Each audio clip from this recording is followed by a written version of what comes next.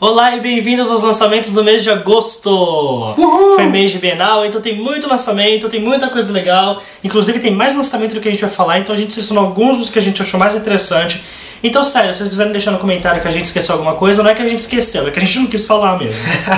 Muito bom. E pra começar, a gente vai falar um pouquinho do selo Seguinte! Seguinte é um selo que estreou esse mês, então não é nem só um livro que estreou esse mês, é um selo. E esse selo foi lançado pela Companhia das Letras para mostrar os livros para jovens. Então, antigamente era tudo Companhia das Letras, agora tem esse selo Seguinte para os livros... Ou como eu gosto de falar, quadrinhos na CIA.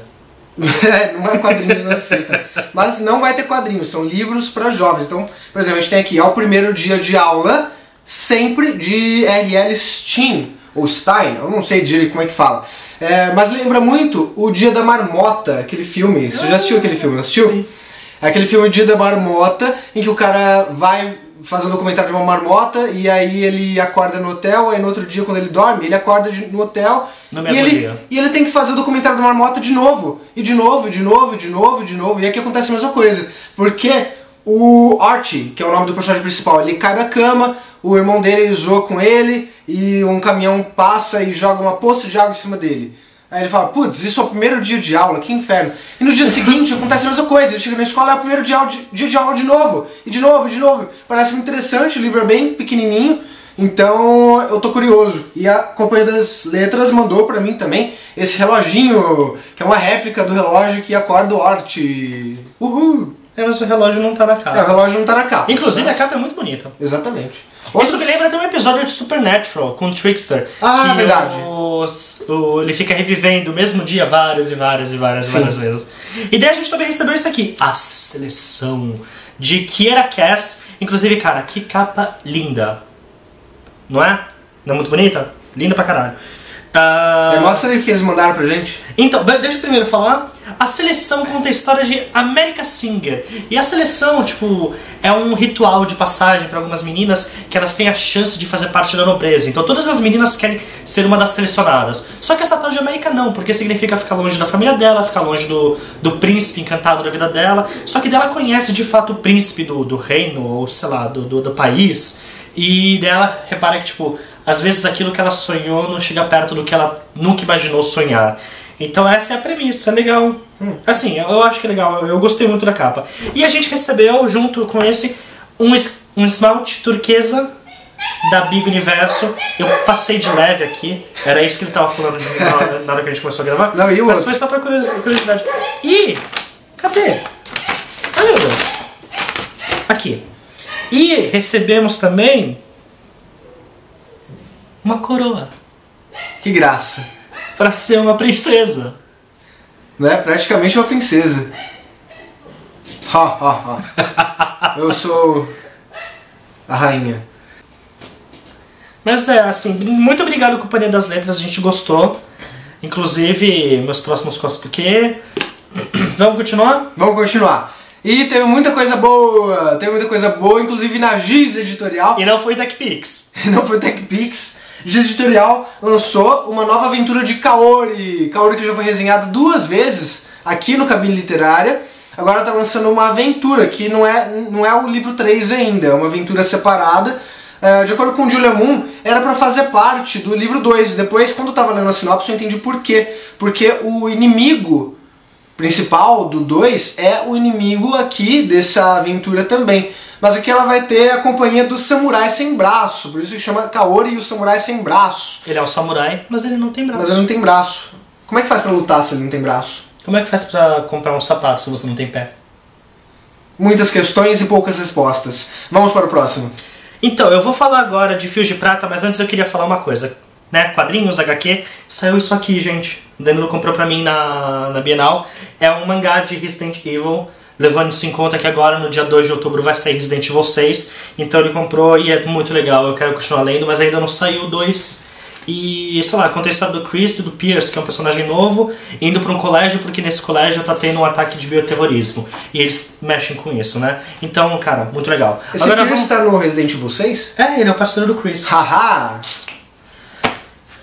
Então vamos lá. Fios de Prata, Rafael Dracon, lançamento da Leia pelo Selo Fantasy. É pelo Selo Fantasy ou não? Ou é pela Leia mesmo? Aqui na frente.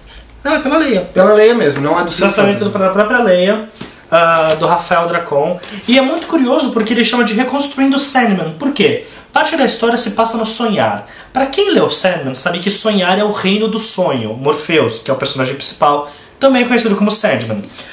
E conta a história de Micael Santiago, que é um cara... Ele é brasileiro, com 22 anos de idade, ele é um novo Neymar. Ele é um puta de um jogador agora, ele é craque, ganha milhões e milhões e milhões de reais a cada contrato que ele faz, acho que alguma coisa quebrou. E assim, ele tem essa vida perfeita durante o dia, mas quando ele sonha, ele tem pesadelos, ele é atormentado. Então o que a gente descobre?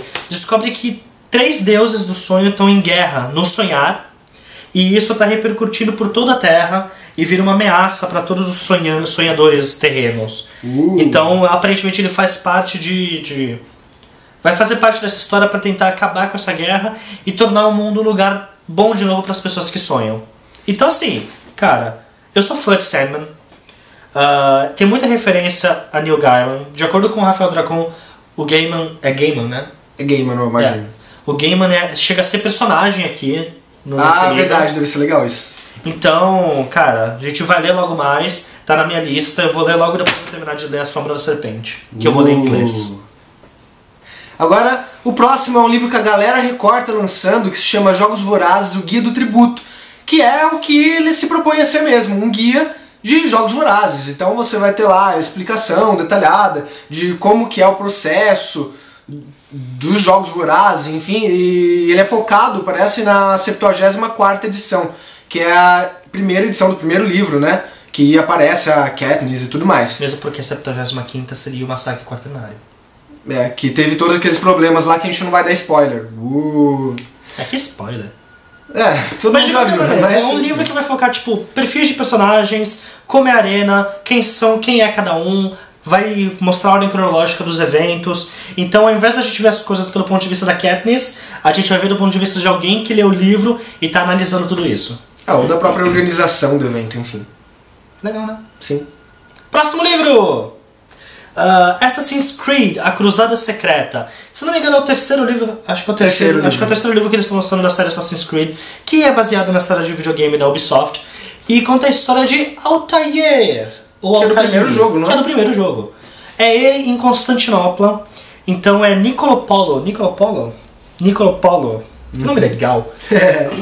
Niccolo Polo, que conta a história de Altair. Polo. O pessoal fala Altair, mas no jogo a gente ouve falar Altair por causa da trema que tem em cima do I. Então, assim, pra você que é fã dos livros de Assassin's Creed, você vai gostar de ler isso, porque, na minha opinião, Altair tem uma história muito mais legal do que a do próprio Ezio Auditore da Firenze. O Ezio é meio overrated. Não, eu gosto do Ezio, mas eu acho o Altair mais legal. Próximo livro é da Intrínseca. Nossa, que foi isso? Próximo livro é da Intrínseca, Como Quebrar o Coração de um Dragão. Ele tem 13 anos. 8º livro da série Como Treinar Seu Dragão. Como Treinar Seu Dragão. Exatamente, eu ia falar. Da Cressida Cowell. Cressida Cowell é o nome dela. E eu posso falar uma coisa? Eu já tô cansando um pouco da série. Acho que no começo ela era muito legal, até resenhei os primeiros livros e tudo mais. Só que com o tempo você percebe, em cada livro ele faz uma coisa estupenda, magnífica. Ele salva a aldeia, salva o mundo, salva os dragões. É o soluço. Ele é o soluço. Mas aí no outro livro começa como se... ele só salvou o mundo, sabe? Ele não é ninguém ainda. Porque a história da série é mostrando como que Soluço se tornou o maior herói de todos os tempos e tudo mais. Mas... Em cada livro ele se torna um herói e tudo mais. E eles não reconhecem no próximo, pra ter desculpa de ter um próximo livro. Então, sabe, já tá no 8º, sabe? Cansei, né? Já deu. E nesse livro, né, nem decorei o que acontece. Sério, não dá. Ele vai ter que completar a tarefa impossível, derrotar os Berserkers, salvar a perna de peixe de virar comida de monstro e ainda por cima descobrir o secretíssimo segredo do trono perdido. Sabe, tá ficando meio batido já. Mas ok, a série é legal, que ele se descreve bem. Só que é aquela coisa, né? Vamos pra próxima. Próximo livro. Próximo. Qual é o próximo livro? Então. Então, gente, próximo livro, Companhia das Letras de novo. O livro se chama A Idade dos Milagres, foi um dos lançamentos da Bienal, de Christian Schwartz. Basicamente, o que acontece? É uma versão teenager de Um Fim do Mundo. Ok? Tem uma menina chamada Julia, ou Julia, se você quiser falar o nome em inglês. E ela vive a vida dela, né? Ela e a família dela, ela é uma adolescente. Então ela tem os problemas do colégio, tem os problemas de amor, as amiguinhas, aquela amizade que nem a Sarah Blakely falou, né? Que beira quase o romântico. E de repente o mundo todo descobre que a rotação da Terra tá ficando cada vez mais devagar. Achei que você ia falar que eles descobriram que a Terra era redonda ou algo assim. Não, a rotação vai ficando devagar. Então os dias ficam mais longos, as noites ficam mais longas, o ecossistema começa a entrar em colapso, baleias começam a encalhar, pássaros desnorteados começam a cair mortos do céu. E assim, basicamente o mundo vai acabar. Então tenta contar a história da vida dessa menina, Julia, como ela tenta se agarrar à normalidade do dia a dia, aos seus dramas, paixões, romances, amizades, ao mesmo tempo em que o mundo está entrando em colapso. Eu gostei mais dessa premissa do que o Danilo. Sim. Porque parece assim, e tudo porque alguém fez um pedido no aniversário de que queria ter mais horas no dia. Pô, bem por aí. Be careful what you wish for. Exatamente. Próximo livro, Garotos Malditos. E foi? Berrou. Eu berrei. Santiago Nazarian. Agora eu consegui falar o nome todo, viu? Santiago, se você estiver assistindo esse vídeo, falei seu sobrenome sem pestanejar. Sem titubear. Sem titubear, como eu gosto de dizer. E o que acontece nesse livro é que o personagem principal é matriculado numa escola para monstros. Então lá tem zumbi, lobisomem, vampiro, etc. Mas o que mais me chamou a atenção nesse livro, na verdade, que foi quando a gente assistiu a palestra sobre Vampiros Lobisomens na Bienal, foi que o Santiago veio de outro tipo de literatura, um tipo de literatura mais séria, mais adulta, que se preocupa com ritmo, quantidade de palavras e rimas, etc. E agora vindo para a literatura de gênero, que é mais adolescente, engraçadinha, enfim. E ele está meio que experimentando ainda esse universo. A premissa não é a mais original do mundo. Mesmo porque existe um mangá chamado Rosario Vampire, que é exatamente a mesma coisa, um garoto vai parar sem querer no colégio para monstros. Inclusive recomendo, é um mangá muito legal. Mas eu quero ver a maneira dele escrever uma literatura completamente diferente daquela que ele já estava acostumado. Então essa é a minha maior curiosidade e tô apostando minhas fichas de que vai ser interessante. É isso? É isso. Próximo livro então, galera. Resident Evil Retribuição. A novelização do 5º filme que tá pra sair. Não! Ok, como vocês podem ver, nem eu nem ele gostamos dos filmes. Principalmente nós, que gostamos tanto dos jogos. Mas assim, o filme faz sucesso, o filme faz dinheiro, então eles estão fazendo a novelização do filme. Chega com isso. Então estão fazendo a novelização do filme. E assim, é a história do filme. Então, a Umbrella Corporation soltou o T-Virus, que tá devastando o mundo. Ele vai chutar traseiros. Exato, ela vai chutar traseiros. Então basicamente isso. Sem segredos, né? A gente vai assistir o filme, né? Porque a gente gosta de se colocar nessa situação tortuosa. Sim. Mas eu assisto pelo 3D. Eu fico curioso. Bem, aquelas malditas câmeras lentas. Você notou como o quarto filme só tem câmera lenta? Só câmera lenta. Todas as cenas têm câmera lenta. Todas. Why? Oi, próximo livro. Próximo livro, vai. Se chama A Espetacular Vida da Morte, escrita por M.J. Macedo. É um livro que está sendo lançado pela Gutenberg. A gente colocou aqui em lançamento de agosto, mas na verdade esse livro está na gráfica ainda, então tipo, primeira mão para vocês. E o que acontece é que o personagem principal desse livro, ele tem a carreira destruída por um editor lá que não gostou dele, enfim. Ele vai começar a vender cachorro quente. E aí, um belo dia aparece a morte do lado dele e quer que ele faça a biografia dela. É a morte logo ali na esquina. É o sabor da doce de difteria, enfim. Estricnina. Estricnina, exatamente. Marisa Hort, muito boa, em A Família Addams, o musical, não percam. No Teatro Abril. A gente já foi ver 2 vezes. Não somos patrocinados por eles, tá? Só pra vocês saberem. Queríamos ser, mas não. Então, e o que acontece fora essa premissa, o que me levou a ficar interessado nesse livro foi a capa. Se vocês procurarem na internet, já foi divulgada a capa. E a gente vai mostrar a capa pra eles aqui no muito, cantinho. a gente vai mostrar a capa no cantinho, mas eles têm que ver a capa completa. Capa completa que tem lá, do lado da bios do autor, que é engraçadíssima. E as críticas fakes, né, as críticas falsas que o cara inventou do livro dele, que nem foi lançado ainda, nem tem crítica ainda, que são também hilárias. Eu fiquei dando risada por vários minutos só de ver a capa. Então eu imagino o conteúdo, eu imagino que seja um conteúdo completamente nonsense, um livro que não se leva nem um pouquinho a sério, imagino eu, mas que vai super valer a pena. A gente esqueceu alguma coisa?